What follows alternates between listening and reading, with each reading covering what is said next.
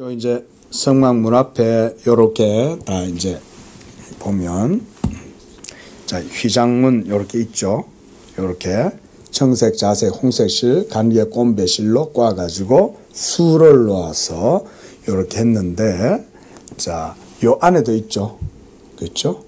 요 안에 성소가 있는데 요 회막 앞에도 문에 요렇게 막이 있고 그 마지막에 보면 38절에 보면 낮에는 여호와의 구름이 성막 위에 있고 밤에는 불이 그 구름 가운데 있고 그래서 이스라엘 온 족속이 행진하는 길에서 그들의 눈으로 보았다 그랬죠. 참 장관이겠죠. 그렇죠? 그러니까 거기 이제 34절에도 보면 구름이 회막에 덮이고 여호와의 영광이 성막에 충만했다 그랬습니다. 여기에서 이제 구름은 하나님의 임재를 상징하는 표징물입니다.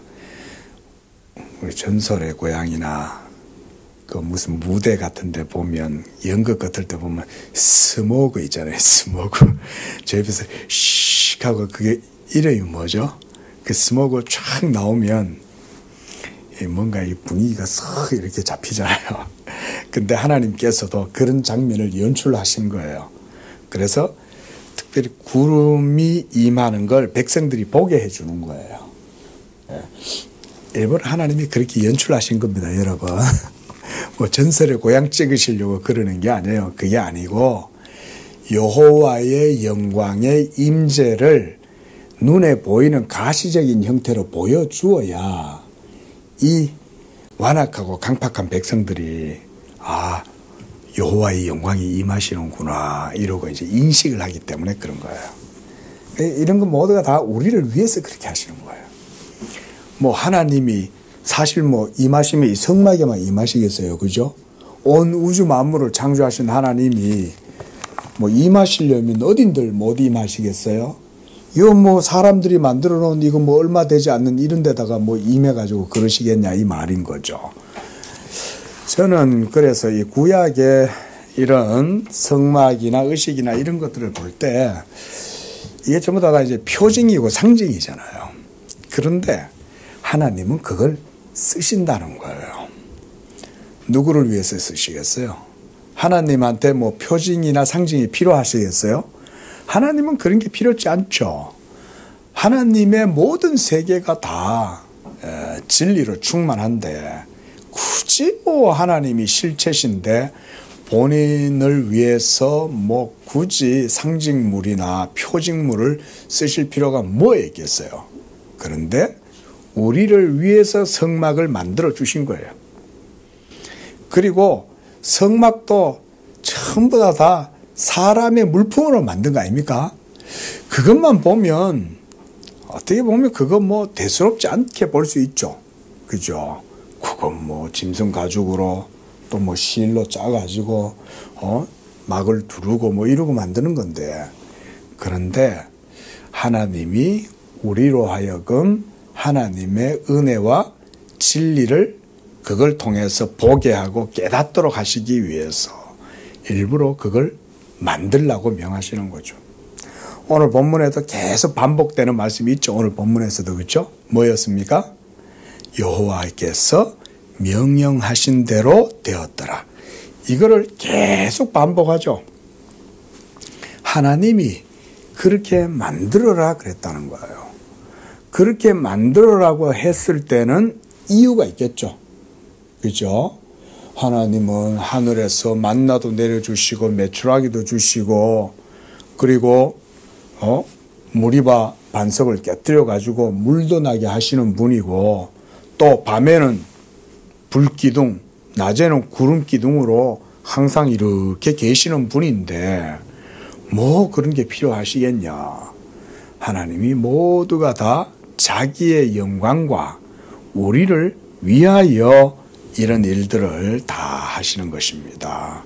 이제 40장에서는 한마디로 이제 이 모든 하나님의 명령대로 성막이 다 이루어졌을 때 이걸 이제 하나님 앞에서 한마디로 낙성식을 하는 거예요. 봉헌식을 하는 거죠. 그래서 이제 준공식을 하는 거죠. 하나님께 드리는 거죠. 그래서 이제 본문에 보면 이제 하나님께서 2절에 너는 첫째 달 초하루에 성막, 회막을 세워라. 이제 재료들을 다 준비해 가지고 이제 우리가 39장에서는 모세가 다 확인했던 걸 봤어요. 그렇죠? 다 제대로 만들어졌나 모세가 확인했죠. 예? 규격대로 됐나, 하나님이 명령하신 대로 모든 재료도 제대로 썼나, 이런 걸 모세가 다 확인한 다음 이제 축복했다 그랬습니다. 39장에서는 이제 다 만들어 놓으니까 하나님이 명령하시는 거예요. 모세한테. 모세가 그냥 아무렇게나 이제 다 만들었으니까 이제 다 지어, 빨리 이제 세워, 이렇게 한 게 아니죠. 그게 아니라 세우는 것조차도 하나님의 명령에 의해서 세우는 거예요.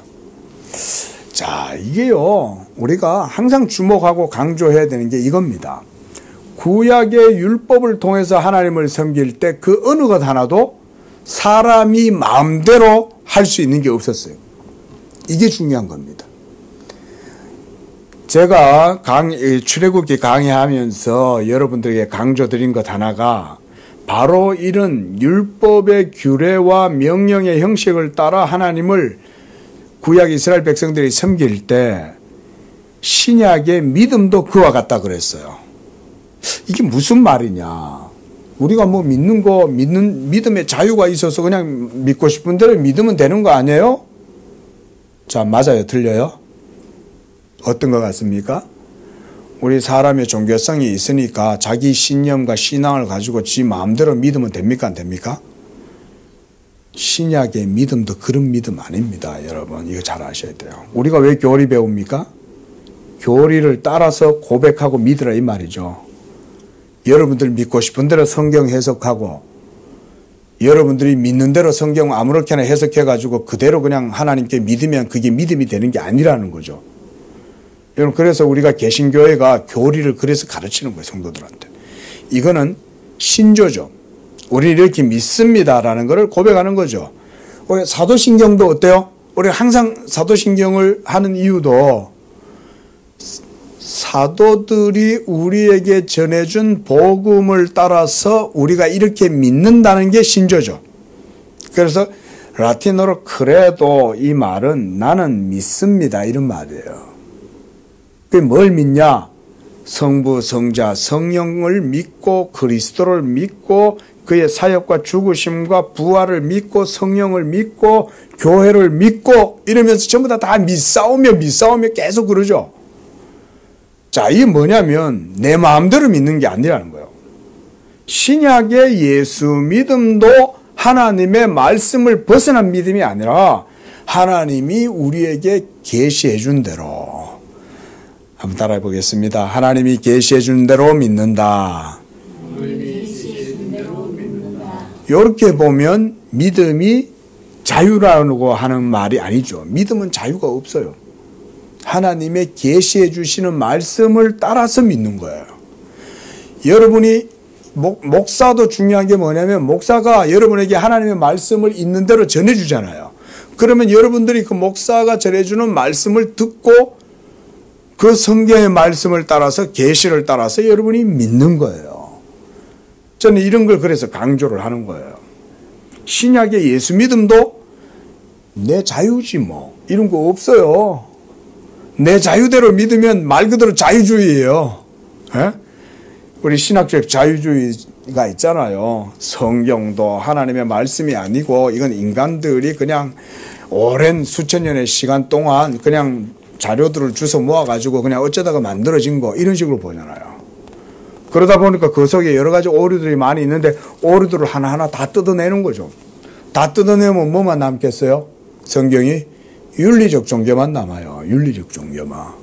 착한 일 하고 남들 피해 주지 말고 좋은 일 하고 뭐 이런 거 좋은 얘기만 놔두면 이 속에 영적인 증거가 있는 거. 우리가 오늘 아침에 그죠? 시편 같은 데도 보면 성경을 그렇게 본다 이 말이에요. 성경을 언약의 증거를 통해서 성경을 바르게 해석해야 되는 거지. 뭐 인간 마음대로 그냥 성경을 믿으면 성경의 모든 신비적이고 하나님의 전능한 능력의 역사들은 다 뜯어내버리죠. 뭐 물이 뭘 포도주가 만들어? 뭐 홍해를 건넜어? 뭐 오병이어가 뭐 그런 게 어디 있어? 죽은 사람이 뭐 살아났겠어? 이러면서 그걸 다 뜯어냈다 쳐봐요. 그러면 윤리적 종교밖에 안 남아요, 여러분. 근데 기독교는 윤리적 종교입니까? 기독교는 윤리적 종교 아닙니다. 그죠? 기독교는 윤리성을 갖고 있긴 해도 윤리적 종교가 아니에요. 윤리라는 말은 착하게 산다는 말인데 여러분 착하게 살아서 구원받아요? 그죠? 구원받고 예수 믿어서 하나님의 율법을 쫓아 살면 성령의 요구가 이루어지도록 하는 거, 그러니 예수 믿음 속에는 윤리성이 있긴 하지만 윤리적인 건 아닌 거죠. 윤리적이란 말은 윤리의 행위를 따라서 살면 복받고 이런 거잖아요. 그런 거는 기독교가 아니죠. 그래서 하나님이 말씀하신 대로 모든 것들을 하나님을 섬기는에도 주의를 해야 된다. 하나님께서 성막을 통해서 모세와 이스라엘 백성들에게 가르쳐 주신 교훈이 그거예요. 너희들 여호와를 섬기고 아브라함과 이삭과 야곱의 하나님을 섬기고자 해. 그러면 너희들 마음대로 섬기면 안 돼. 불도 함부로 지피면 안 되죠. 불을 지필 때도 하나님이 명한 불로 지펴야 돼요. 향도 피울 때 아무 불이나 가져가가지고 그냥 향에다 불 붙이면 안 돼요. 그래서 함부로 향에다가 불 붙이다가 하나님의 불에 그냥 타 죽은 사람도 있죠. 예? 우사가 법궤를 함부로 손에 댔다가 여러분 하나님이 쫙쫙 그 자리에서 그냥 찢어 죽이잖아요. 끔찍하죠? 우사가 그냥 하고 막 이렇게 갑자기 무슨 심장 마비가 와서 죽은 게 아니에요. 하나님이 번개 같은 진노의 손으로 쳐버리니까 우사가 찢겨져 죽어버린 거예요. 그 자리에서. 예? 이런 게 우리가 볼 때는 끔찍해 보이고 어글리해 보이죠, 여러분. 그죠? 아유, 하나님 어떻게 그러냐. 그런데 여러분, 율법을 통해서 우리가 하나님에 대한 우리의 편견과 잘못된 관념을 벗겨내야 됩니다. 율법은 그걸 보여주는 거예요. 율법은 우리 마음대로 하나님을 섬길 수 없도록 해요. 우리는 어떻게 하나님 섬기고 싶어요? 먼저 하나님 섬기려면 세상 사람들은 하나님 어떻게 섬겨요? 신을 돼지머리 잘라고 오잖아요. 그죠? 돼지머리. 그 다음 또 뭐가 필요합니까? 북어채. 그죠? 예? 이런 것들 갖다 놓고 그 다음 어떻게 해요? 또 뭐가 있어야 돼요? 돈이 있어야 되죠. 돈. 그것도 5만 원짜리.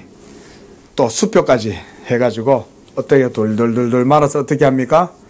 돼지 코에다가 쑥 끼워놓고 귀에다가 쑥 끼워놓고 입에다 쑥 끼워놓고 이러고 비는 거죠. 구약시대 때 만약 백성들이 이렇게 하면 죽는 거예요. 하나님이 율법을 통해서 하나님 섬기는 방법을 다 알려줬는데 그냥 저들 하고 싶은 대로 하면 큰일 나는 거죠. 그죠? 그래서 이스라엘 내에 무당이나 신접자들이 있으면 어떻게 돼요? 율법에 따라서 죽이는 거예요. 이스라엘 땅에는 그런 자들이 있으면 안 돼요. 이스라엘 지경 밖에도 이방 신을 섬기는 신접자들이나 무당이나 박수무당 이런 사람들이 있었겠죠. 근데 하나님은 거기는 그냥 내버려둬요. 그죠? 이방인들은 저들대로 하도록 하나님은 그냥 내버려놔버려요. 그래서 자기네들대로 그냥 살다가 죄 가운데에서 그냥 다 살다 그냥 사라지는 거죠. 하지만 이스라엘 내에는 율법으로 딱 하나님이 모든 백성들의 삶의 규범을 정해 주시는 거예요. 그렇게 해서 율법을 따라서 하나님을 섬김으로 뭘 배우게 하냐? 그리스도의 도를 배우도록 해 주시는 거예요. 그리스도의 도를. 이런 게 없으면 천덕꾸러기가 되는 거죠. 그죠? 천덕꾸러기들. 지하고 싶은 대로 하는 거죠. 예? 우리가 자녀들도 집에서 그냥 안 놔두잖아요. 부모들이 교육을 시키잖아요. 애 좋다고 그래 사탕 먹어라 뭐 먹어라 좋은 것만 다 계속 뭐 이거 네 하고 싶은 대로 해라 이렇게 놔두는 부모 한 사람도 없죠. 아이가 자라면서 교육을 시키고 글을 가르치고 예절을 가르치고 인간 사회에서 어떻게 살아야 하는가에 대해서 가르쳐 주죠. 그래서 도덕적으로 자라도록 부모들도 그렇게 키우잖아요. 하물며 하늘의 하나님, 거룩하시고 의로운 하나님을 섬기고 그 하나님을 예배하고 또 그 하나님과의 영적 관계가 이루어지도록 함에 있어서 이게 필요치 않겠냐 이 말인 거죠. 당연히 필요하겠죠. 그게 먼저는 율법을 통해서 하나님께서 이런 표징물들, 상징물들을 사용해서 보여주는 거예요. 그리고 이걸 다 만들게 하신 다음 여기에 임재하시죠. 그 이전에는 어디에 임재하셨어요? 시내산 위에 임재하셨죠. 그죠? 그 전까지는 함부로 하나님이 백성들 밑에 안 내려와요. 맞죠?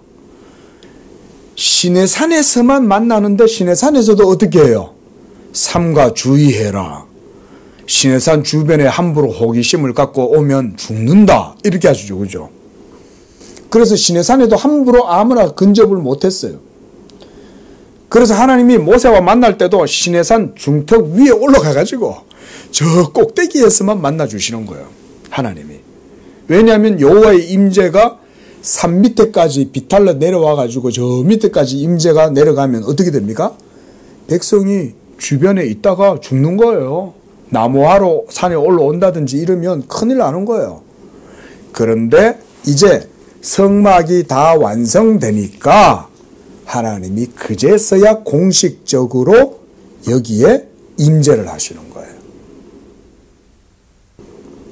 자, 제가 설교 서두에 말씀드렸다시피 굳이 이런 표징과 상징, 모형을 하나님이 쓰신다 이 말이죠.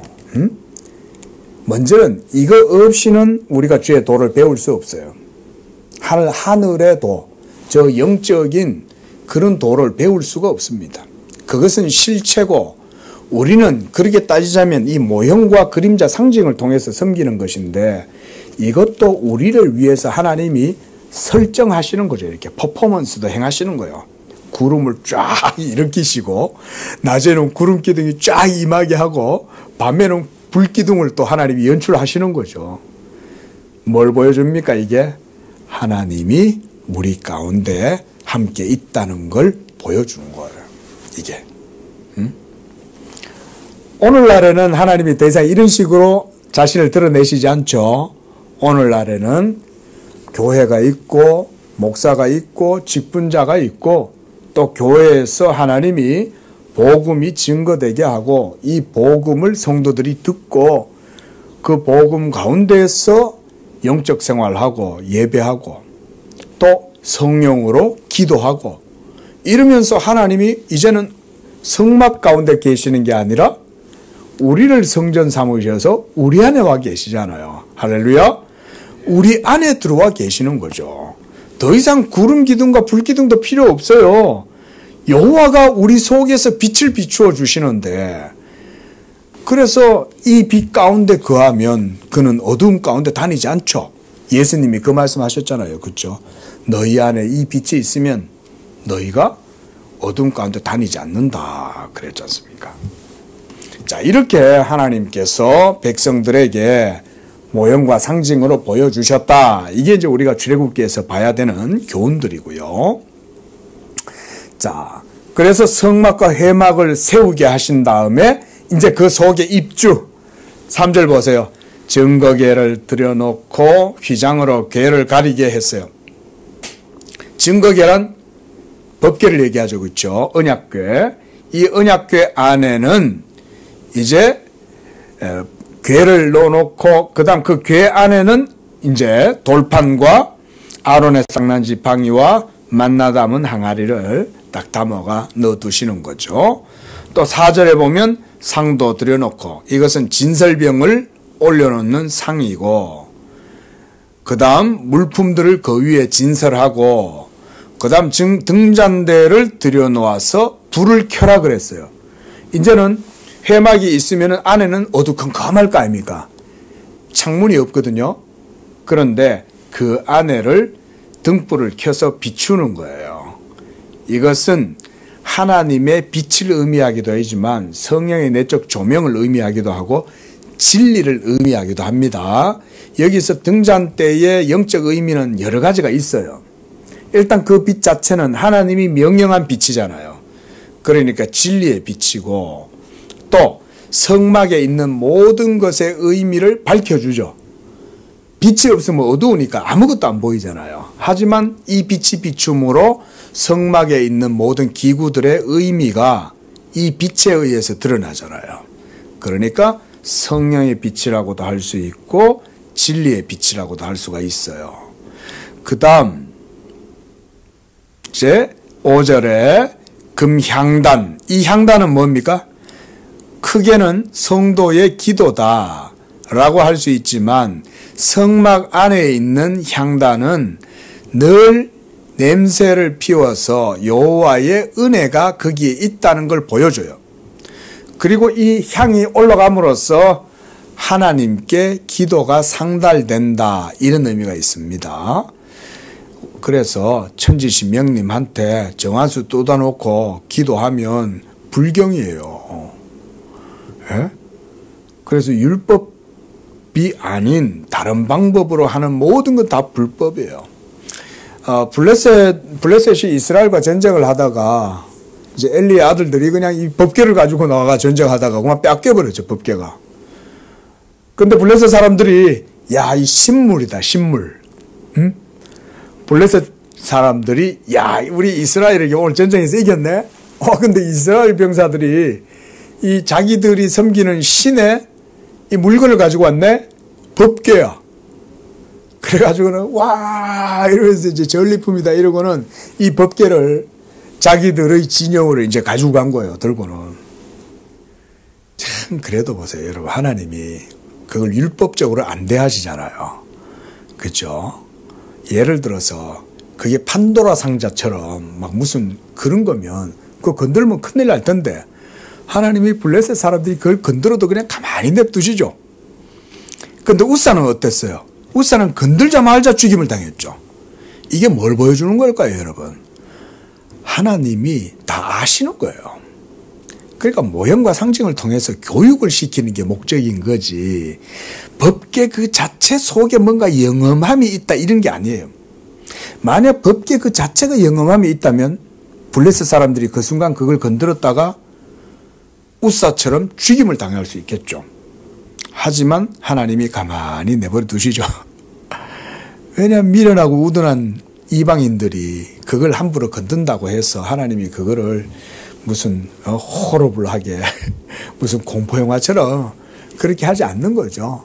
그런데 그들이 언제 재앙을 당했냐면 딱 법궤 속에 뭐가 들었나 이러고 그걸 열어봤다가 하나님의 진노를 당한 거예요. 자, 그쯤 되면 하나님도 법궤의 의미가 손상되기 때문에 그거를 치시는 거예요.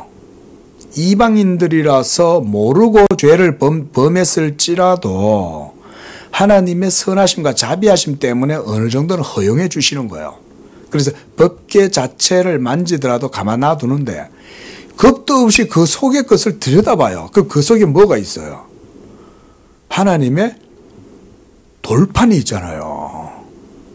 이거야말로 이스라엘의 심장 중에 심장이죠. 그죠? 이스라엘 종교의 심장 중에 심장이에요. 여러분 성서의 핵심은 법궤거든요. 근데 언약의 말씀이 기록되어져 있는 그 법궤를 열었다가 순간만 수십만 명이 죽고 재앙을 당하잖아요. 그걸 통해서 하나님이 적당히 해라 이 말이에요. 이스라엘의 신인 여호와의 법궤를 함부로 만지지 마라. 경고 딱 해주는 거죠. 그래가지고는 이 사람들이 겁이 나가지고 한 일이 뭐예요? 금쥐를 만들고 뭐죠? 이 있잖아요. 이 독종 이런 거를 만들어가지고 금으로 만들어가지고 그걸 신한테 드린다고 한 거예요. 하나님이 그거 받으시겠어요? 예?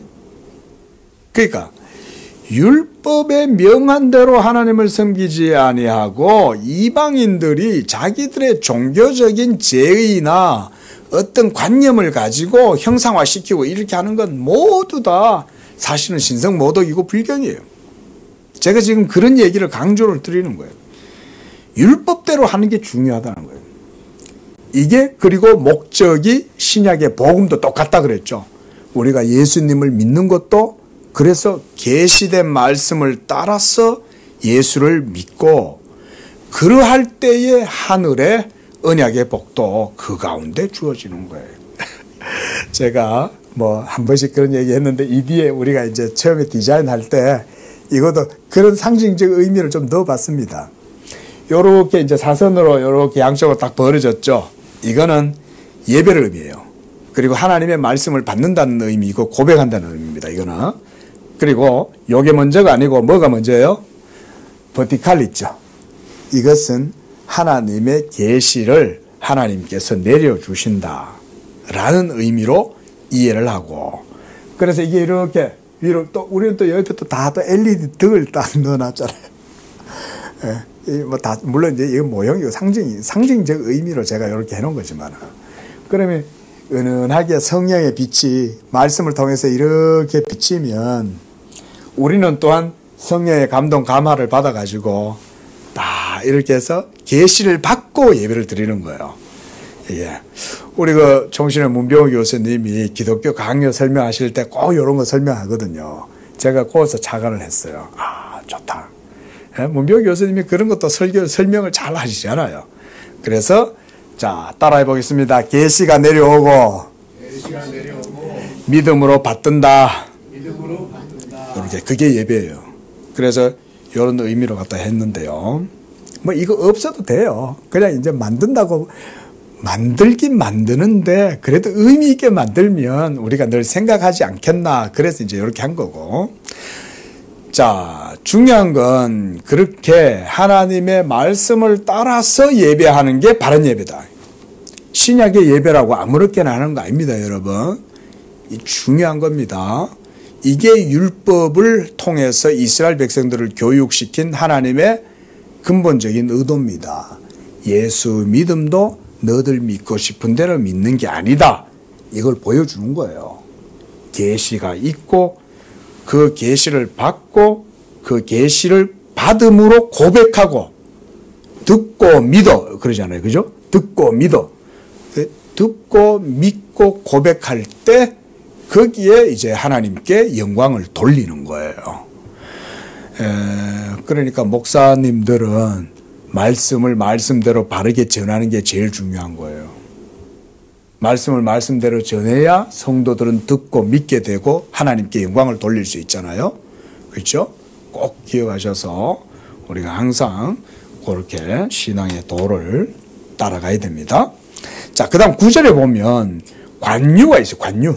이게 이제 기름이죠. 이건 기본적으로 성령의 기름을 의미한다고 봐도 됩니다.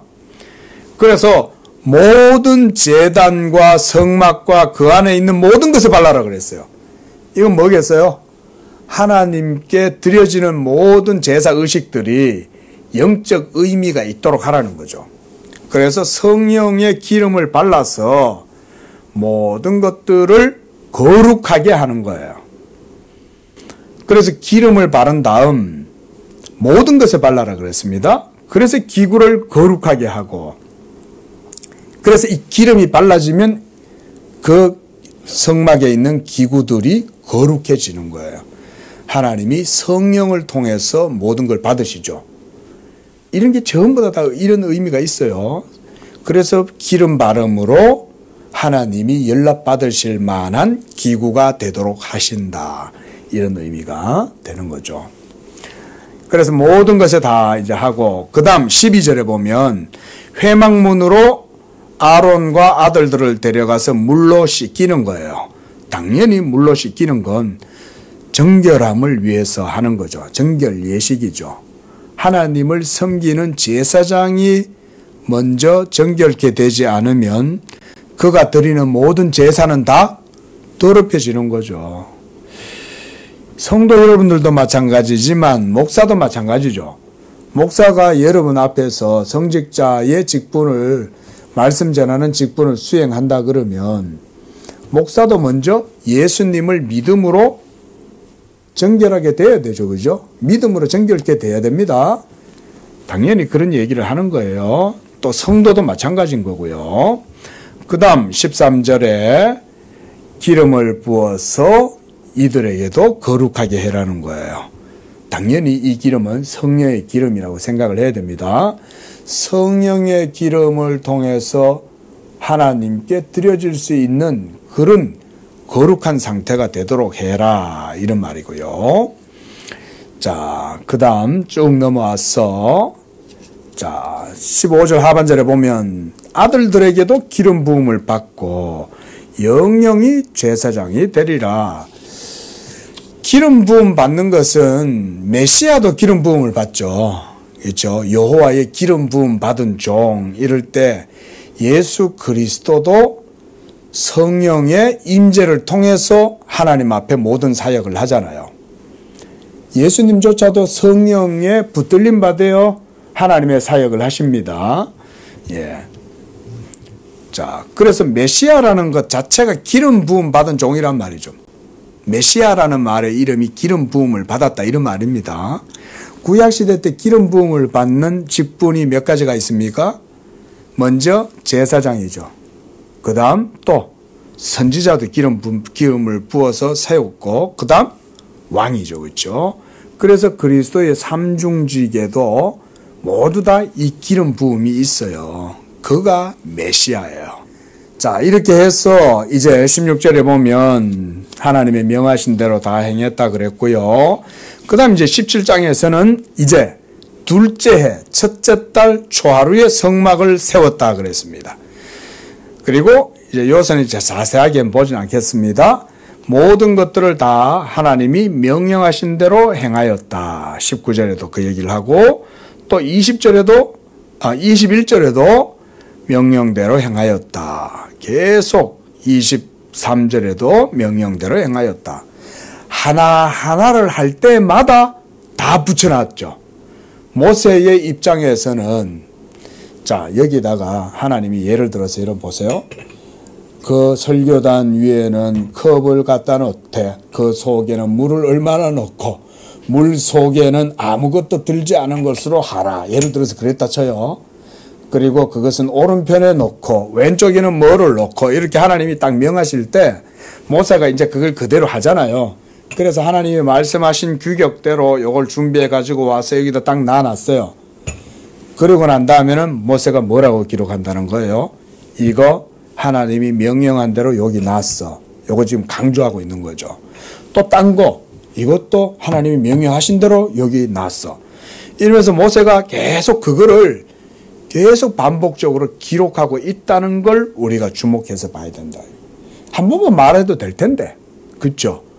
하나하나를 다 일일이 그 뒤에다가 딱 이렇게 붙이고 있죠. 24절 하반절에서도 등잔 때에 불을 켰는데 이 불 킨 것도 하나님의 명령대로 한 것이다. 이렇게 되는 거죠. 또 29절에도 보면 성문 앞에 회막의 성막 문 앞에 번제단을 두고 또 번제와 소제를 그 위에 드리니 명령하신 대로 되었다. 또 물두멍을 회막과 제단 사이에 두었고 또 거기서 수족을 씻고 회막에 들어갈 때 씻었으니 여호와께서 명령하신 대로 되었다.